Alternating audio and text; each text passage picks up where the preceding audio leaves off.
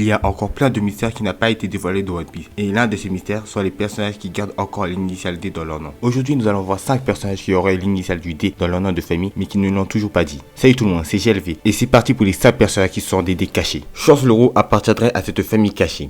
Il porterait depuis qu'il est né la lettre D dans son nom de famille, qui le cacherait depuis bien trop longtemps. Rappelez-vous, lors de la première rencontre entre Shanks et Barbe Blanche, le visage de Shanks fait rêver à Barbe Blanche une blessure qu'un enfoiré lui aurait fait il y a fort longtemps. Barbe Blanche est surnommé le plus fort au monde depuis plus de 20 ans.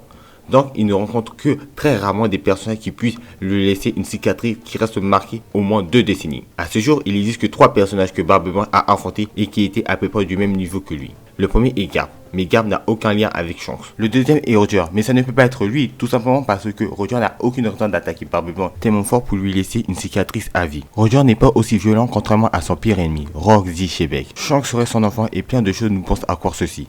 La première raison est que Shanks et Shebeck se ressemblent comme 2 gouttes d'eau. Et c'est pour cela que le visage de Shanks fait rouvrir sa cicatrice qui est vieille d'au moins 2 décennies à Barbe Blanche. Pour la promotion du film Red, un tome nommé 4 milliards était sorti. Après avoir quitté God Valley, nous apprenons que l'équipe de Roger avait découvert Shanks dans un coffre-fort. Pour finir, lors du chapitre 1000, Luffy utilisera le Gomu Gomu no Red Rock, qui est la version améliorée du Gomu Gomu no Red Hawk. L'attaque utilisée par Luffy lors du chapitre 1000 serait une référence à un oiseau légendaire, ce qui permettrait à l'auteur de nous faire comprendre que Luffy avait enfin atteint le sommet de la piraterie. Cette attaque pourrait aussi avoir un autre sens caché. Ça serait un nouveau foreshadowing de l'auteur. Rox ferait allusion à Rox dit Shebeck et Red à sa couleur de cheveux. Même si l'histoire du clan des Kozuki est finie, celle des D n'a pas encore commencé. Nous savons que les Kozuki étaient très proches de l'ancien royaume et le clan Kozuki utilise à plusieurs les mêmes expressions que ceux du clan des D. Lorsqu'il parle de la voix de Tucho, nous pouvons remarquer que seuls 4 personnages ont pu entendre Zunisha: Momonosuke, Luffy, Roger, Oden et Law. Law nous fait comprendre qu'il ressent quelque chose mais ne le dit pas explicitement. Lorsque Zunisha parle seulement, son expression nous dit long sur ce qui se passe en lui. Et imaginons un scénario où Law à ce moment n'arrivait pas à entendre très concrètement la voix de toute chose, mais pouvait entendre le bruit de Zunisha. Disons que la transmission entre Law et Zunisha était comme si tu allumais une radio, mais au lieu d'entendre les paroles, tu as entendu une sorte de grissement.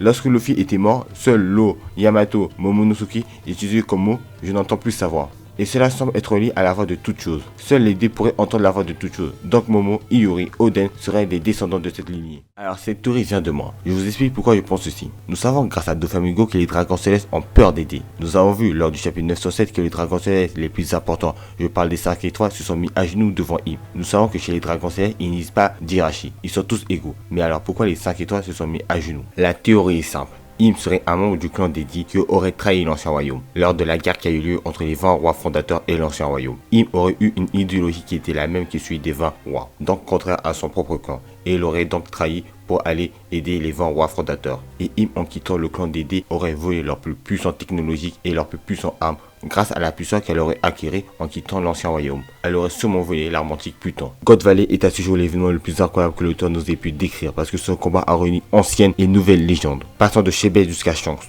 Les plus grands de ce monde sont tous liés de près à l'incident de God Valley. Même celle qui vit au sommet du monde de One Piece, celle qui se prend pour Dieu, semble être liée à God Valley.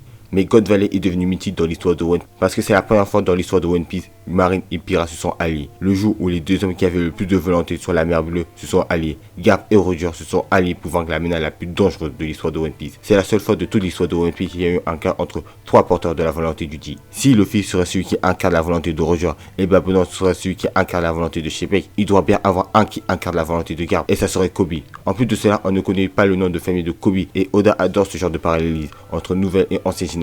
Alors ça ne serait pas étonnant qu'à l'avenir nous avons un combat entre Luffy et Kobe versus Barbe Noire. Smoker à l'octobre était choqué par le fait que Luffy a souri avant de mourir. Selon lui, c'était comme Roger lorsqu'il était mort. Ils n'avaient pas peur de la mort.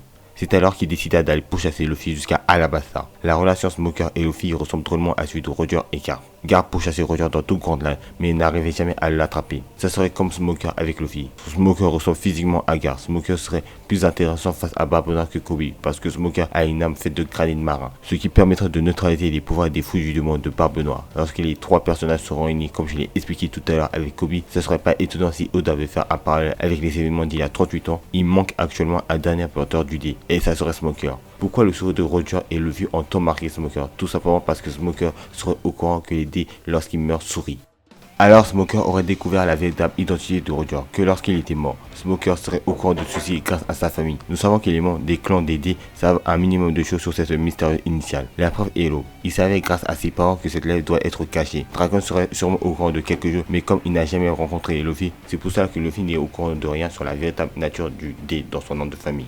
Et pour ça, il devait penser que Luffy et elle n'étaient pas assez matures pour qu'ils soient au courant, de la nature de l'initiale du D. Si Smoker serait vraiment le successeur de la volonté de Garp, ça serait très magnifique de remarquer que Smoker avait vu juste en Luffy très tôt et n'aurait pas perdu son temps à pourchasser Luffy comme Garp a fait avec Roger. Sans compter que Smoker a une attitude très proche de Garp. La semaine prochaine, on se retrouve pour une grosse vidéo sur les origines du monde de One Piece qui commence dans l'espace. Ah oui, j'ai oublié de vous dire, j'ai ouvert un compte TikTok, alors pensez à me suivre sur TikTok, je poste un TikTok par jour. Et n'oublie pas aussi de lâcher un commentaire et de t'abonner et de partager la vidéo.